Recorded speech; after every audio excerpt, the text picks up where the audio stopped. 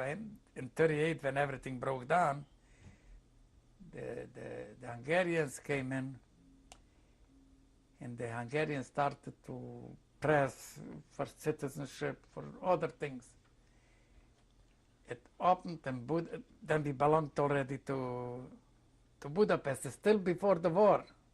It was already the war, but you want me to continue here? Well, we'll go into the war period in a little while.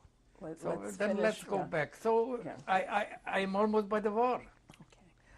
Okay. I just wanted to ask you a few more questions. Okay, fine. Yeah, before the pre-war.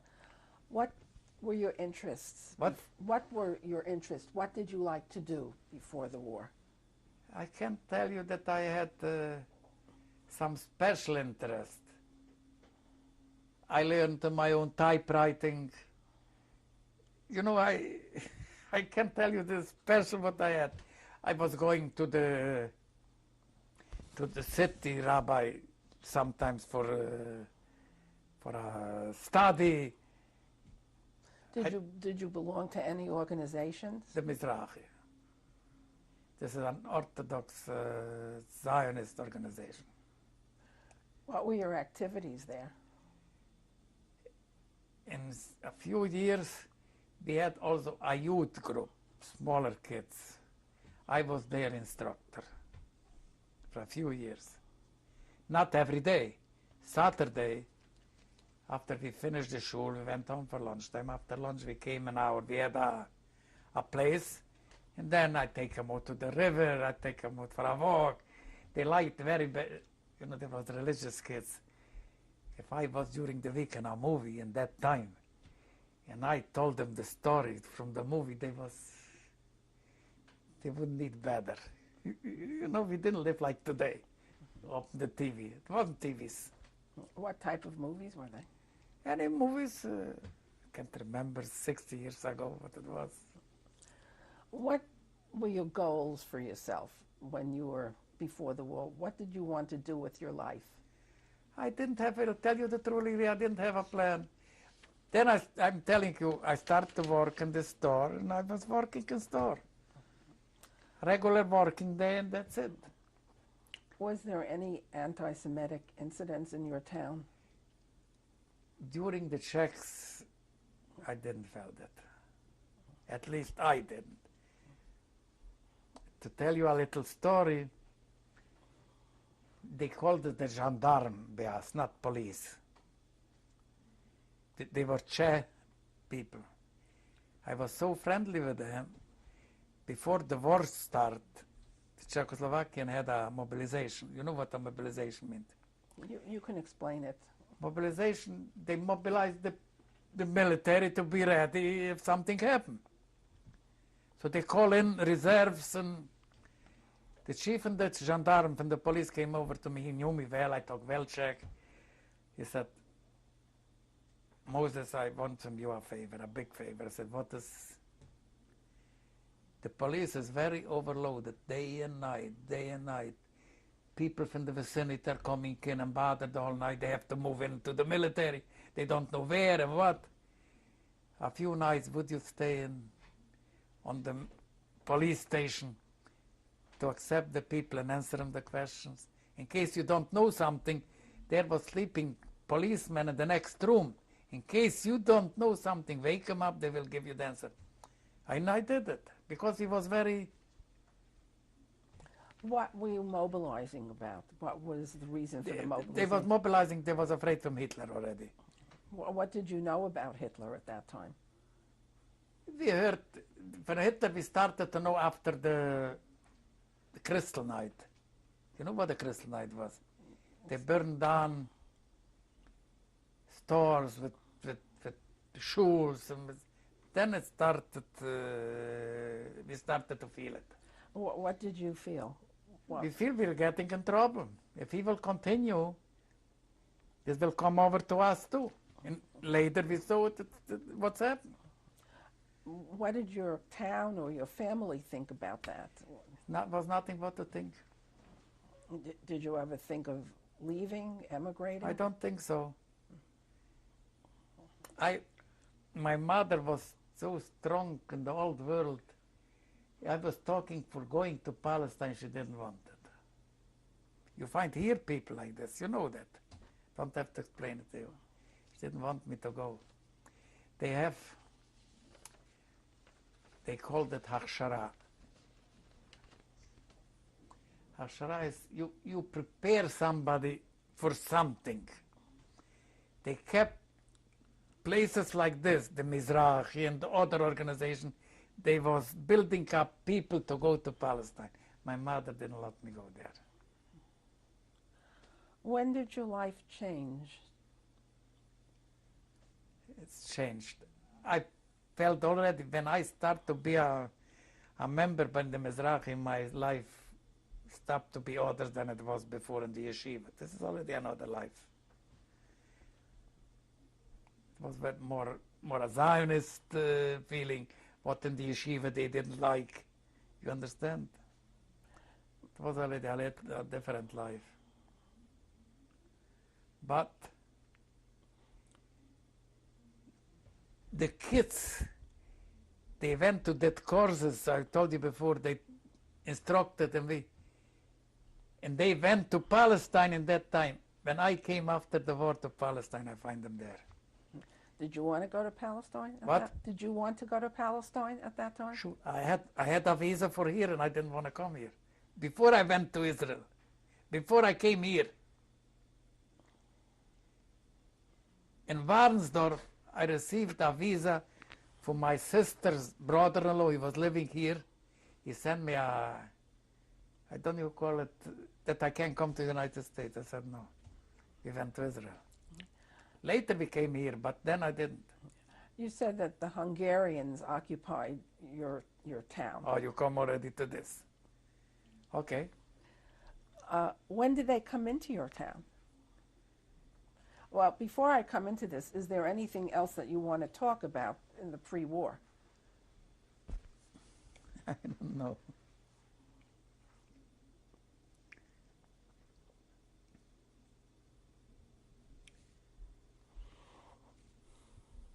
I told you for certain things, could be I could find more, but... When did the Hungarians occupy your town? I think in 38, if I'm not mistaken. How old were you at the time? 24. 38, wait, I was born in 14. About. What do you remember about the Hungarian occupation? It started to turn around all the way.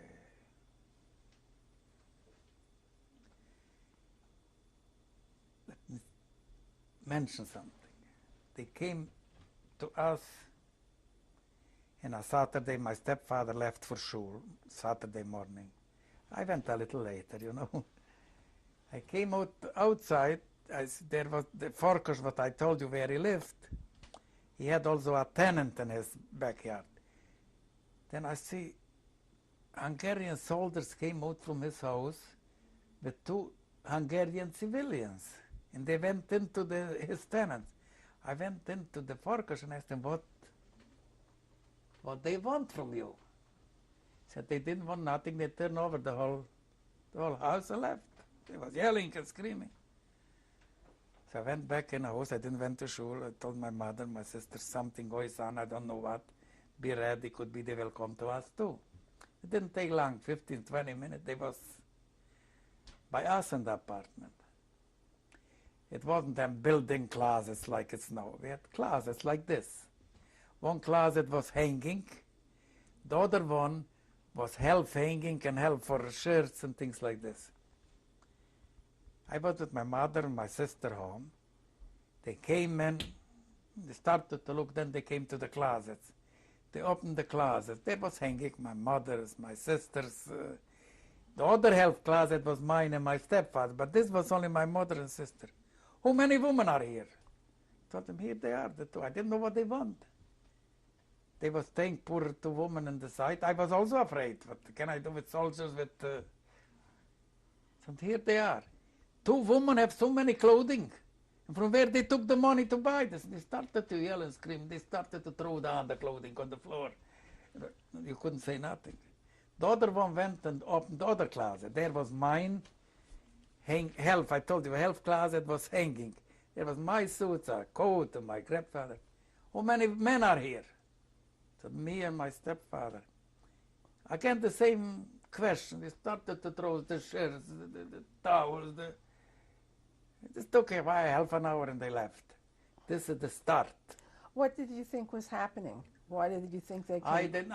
I saw only we are going in a very, very bad direction. That's what I saw. How did they look, the Hungarian soldiers?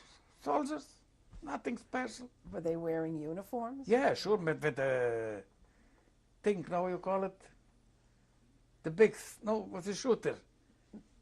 How you call this? The rifle? Yeah, the rifles. The rifles. What color was their uniform? Khaki, I think. Most soldiers use the khaki. In Israel, they used it too. Did they come into your town in any way when they They came? came, they occupied the town, and they opened offices. They took over the city hall. I was even called down. Somebody told them that I am a member in the Mizrahi, in a Zionist, and they called me in city hall and they questioned me. I didn't do nothing. We go only in there to prayers and things like this. They started like not only me, everybody was questioned. Did you witness any pogroms or any kind of actions? No, by us and town, not. I want to tell you only one little thing. I don't want to forget it. We lived in the Kossuth Street, what I told you. Across from the street was living Hungarians. There lived almost across from us a family. Their name was Devoy. He was a widower. He had two sons. One was older than me and one was about my age. This younger one, if he met me in the street, they called me Moritz. How are you, Moritz? How is your mother? How is your sister? How is your stepfather? You thought this cannot be better. I accepted it all the time in the Czech years. When the Hungarian came in, a few months later, here they call it shopping center. We called it the marketplace. My mother needed something. She said, Moshe, go out and market and buy me. Something she wanted.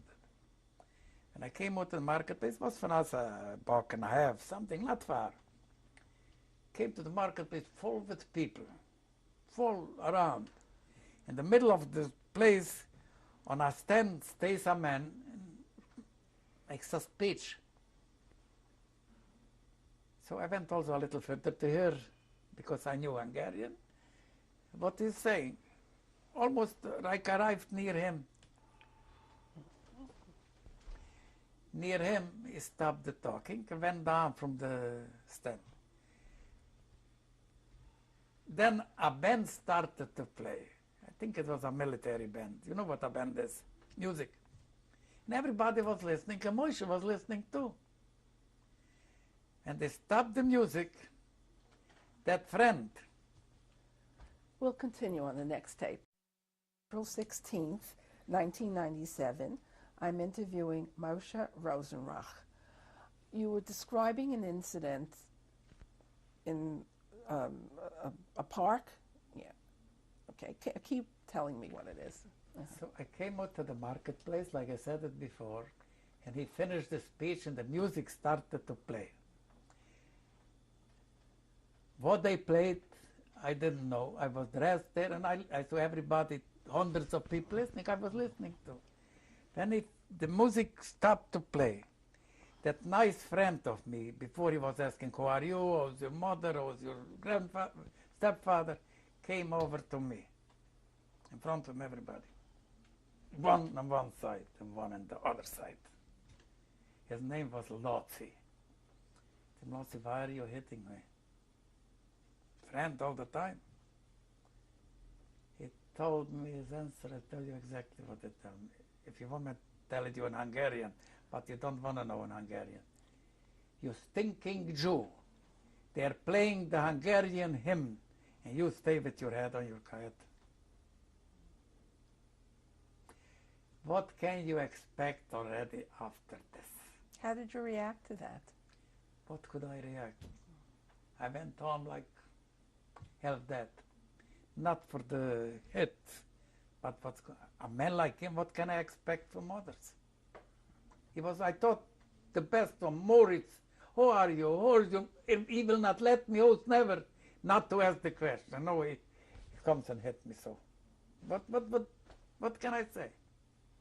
And then they started to go after the Jews. Citizenship. Who went after the Jews? The Hungarians. Citizenship. It was all the time Czechoslovakia. What Jew had citizenship papers? First of all, in that time, nobody cared about citizenship papers. But they, to hit us, then they organized, I told you this when you was here last week, they organized in Budapest an organization. It's called Israeli Pártfoglalkozás. You wrote it down there. Explain what that is. This is an organization. They helped Jews when they needed help in the offices and where they needed help. I can't just explain it better. Was it a Zionist organization? No, it wasn't a Zionist organization. It's from private. In Budapest, lawyers, I don't know who, they organized it. And after that, they built in every bigger town also an office from them. This was by Asentan. I showed you the picture with the beard. Okay. This was my sister's father-in-law. He wasn't alive when she married his son. He was ran this office. People, they had to prove their citizenship. They needed birth certificate. They needed their good citizens. They needed. He did this already before 1914. He knew that I worked on a typewriter, that I learned. He asked me if I wouldn't volunteer. He doesn't know typewriter. He knows the rest of the work. If I would come over from time to time, it wasn't a 8-hour work. Später it was, later. So I started to work in this office. Jews was coming in, they needed to prepare for citizenship, what do you call it? I was asking from the government, give me it. He was preparing this. How did you go about doing that? How did you go about asking for citizenship? How did you find out? We Israel-wise, I was printing it, but the work, tell you the truth, was his. He dictated me what to write. He gave in to City Hall a request. He wants citizenship. But he had to bring the birth certificate and other things. Then City Hall from our town sent it up to Budapest to the Secretary of the Interior. Something, if I say the right, we called it other ways. But between why you needed citizenship, in Slotvena, not where I went to yeshiva, was the police station. By us was only a small. They send you, if you don't prove you're a citizen till 3 months, till 6 months, you will go out. Now you needed to prove citizenship from Hungary or Czech. From Hungary. We talk only now it's already Hungary. We don't talk about it. So when they got the letter from the police, you have to prove citizenship, they came to our office. Then Israel Weiss started to work. Because it was already Jews, they was born, it wasn't even a birth certificate. You understand? In the other world. So he helped them to find all this what they needed. And he made a request to City Hall. And the secretary from City Hall sent it away to Budapest, because not he get the citizenship. Secretary of interior, how they call it here. And then the lawyers from this organization in Budapest take out a paper from the secretary that this man applied for citizenship. This they sent down to us, and we showed it for this man. And I was the one who going to the police station to show them the. Then he got a prolonging of the. So let's see that for 6 months they gave him for a year. You understand what I'm saying? Could be I don't express myself good. It's understood. You understand? Ask me, I will. It's understood. I'll ask you some more about that. Okay. When you went down to the Hungarian authorities with these papers? To the police station in Slotvena. Oh, okay. Not even, I didn't went, let me tell the whole open. In Slotvena was also an office like ours. I bring it in to them, and they went into the police station, and he got a prolonging. For example, he had before 6 months, he got him a year, and he brought it to me, and I brought it home. For the man, but it wasn't so uneasy. I made it very fast, but it wasn't so fast. And I worked there till 1940. I was called in the camp. But if a person couldn't prove citizenship, what happened? It was a problem. What was the problem? I want to tell you, he couldn't prove. When we sent away for the Secretary of the Interior, it wasn't proved nothing. He had a few papers, but they had to prove that they give him the citizenship. So this was a prolonging, and it took till we was taken away. What can I tell you? When the Hungarians occupied, what happened to your mother's business? It went down. Because the business wasn't already, it was war here, war there, you know, the business, they take away the store permissions, they wasn't coming to us in town, it was went very, very, very down. What did you do for money? We had a little, she had a little reserve. And what was the situation with food? You could buy food, at that time you could buy. What happened to the synagogues?